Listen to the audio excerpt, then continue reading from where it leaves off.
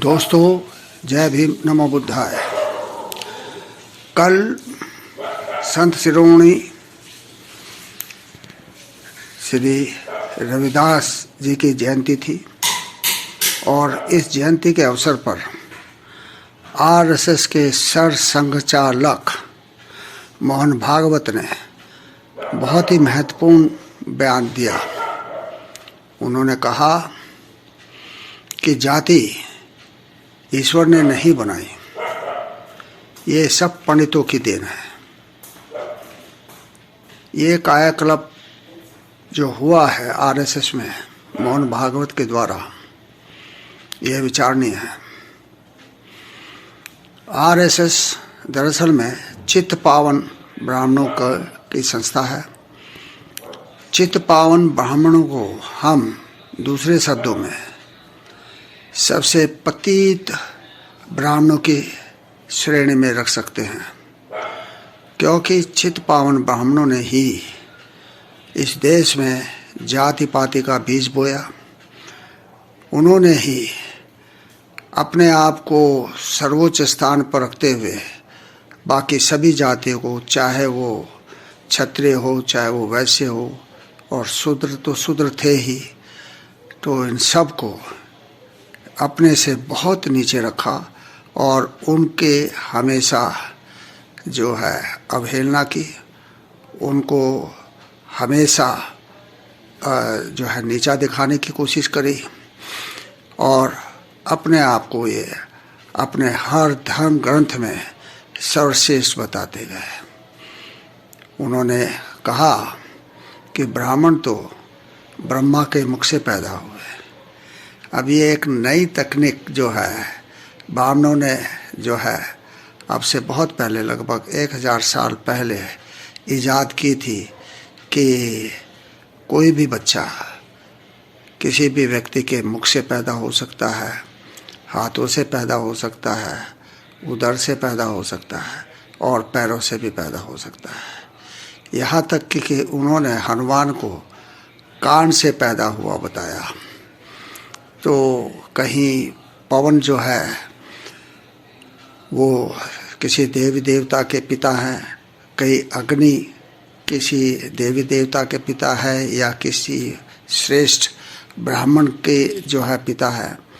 तो इस तरह इन्होंने अजीब अजीब तरीके से लोगों की पैदावार जो है बताई है, क्योंकि उस समय लोग पढ़े लिखे होते नहीं थे।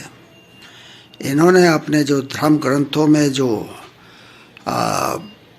घटिया बातें लिखी हैं, कामुकता भरी बातें लिखी हैं, दूसरों को नीच बनाने वाली बातें लिखी हैं, वो जो है अद्भुत है। पूरी दुनिया में ऐसा कहीं नहीं हुआ।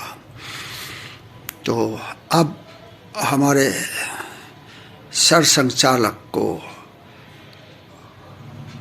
भान हुआ कि जातियाँ तो ईश्वर ने नहीं बनाई, बल्कि पंडितों ने बनाई। अब पंडित कौन है? क्या पंडित शूद्र हो सकता है? क्या पंडित जो है क्षत्रिय हो सकता है? वैश्य के पंडित होने का तो प्रश्न ही पैदा नहीं होता।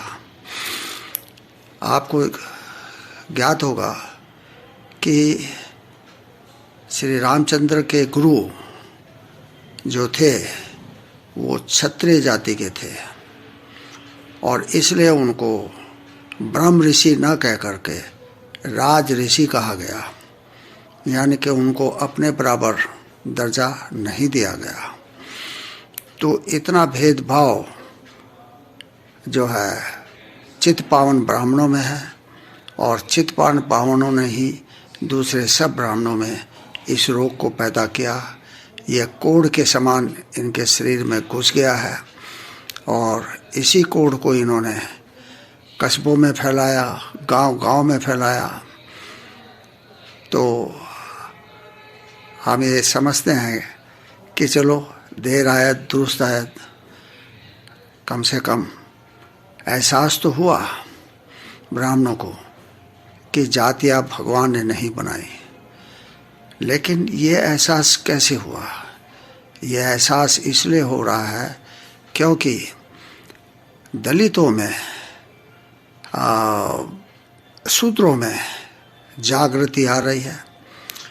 वो समझ रहे हैं कि हमारा इतिहास क्या था, हमको किस प्रकार ब्राह्मणों ने मूर्ख बनाया, किस प्रकार हमारा दोहन किया, किस प्रकार हमें हर समय नीचा दिखाने का प्रयास किया। तो आप इस बारे में गहनता से सब बहुजन विचार करें और चित्त पावन ब्राह्मण या सब चित्त पावन ब्राह्मणों के छलावे में ना आए। ये एक मुखौटा है जो बहुजनों को बहकाने के लिए इन्होंने अपने चेहरे पर लगाया हुआ है। अब देखिए तो अजीब बात है, पतित ब्राह्मण जो है सबसे ज़्यादा महाराष्ट्र में है। यही क्या हैं, इन्होंने पेशवाई जो इन्होंने की और पेशवाई के समय में शूद्रों के लिए जो इन्होंने ऐसे प्राविधान किए, ऐसे नियम बनाए कि उनका जीवन नरक तुल्य बना दिया। ये सारे चित्त पावन ब्राह्मण ही हैं। अब इनकी तो महिमा अपार है। इन्होंने एक नया तकनीक और इजाद की कि पार्वती जी जब नहाने गई तो उन्होंने अपने मैल से गणेश जी को पैदा कर दिया। ये भी अद्भुत तकनीक है। आज की साइंस को इसके बारे में रिसर्च करना चाहिए कि ये कैसा हुआ कि मैल से कम 2.5 किलो का एक बच्चा पैदा हो गया। यानी कि पार्वती के शरीर पे इतना अधिक मैल था कि अब सारा मैल तो उतरा नहीं होगा, थोड़ा बहुत शरीर पर रह भी गया होगा। फिर जो शंकर भगवान कहे जाते हैं कि जो त्रिलोकी के मालिक हैं और सारा त्रिलोक उनके ऊपर निर्भर है, अपने ही बेटे को नहीं समझ पाए, जान पाए। क्रोध में उन्होंने अपने बेटे का सिर काट दिया। पार्वती के कहने पर अगर वो भगवान थे तो उन्होंने दूसरे हाथी के बच्चे का सिर ला करके इस छोटे से बच्चे, नवजात बच्चे के सिर पे रख दिया। क्या ये जो सिर काटा था शिवजी ने, उसी सिर को दोबारा उस सिर पर नहीं रख सकते थे, गणेश के सिर पर नहीं रख सकते थे? लेकिन नहीं किया।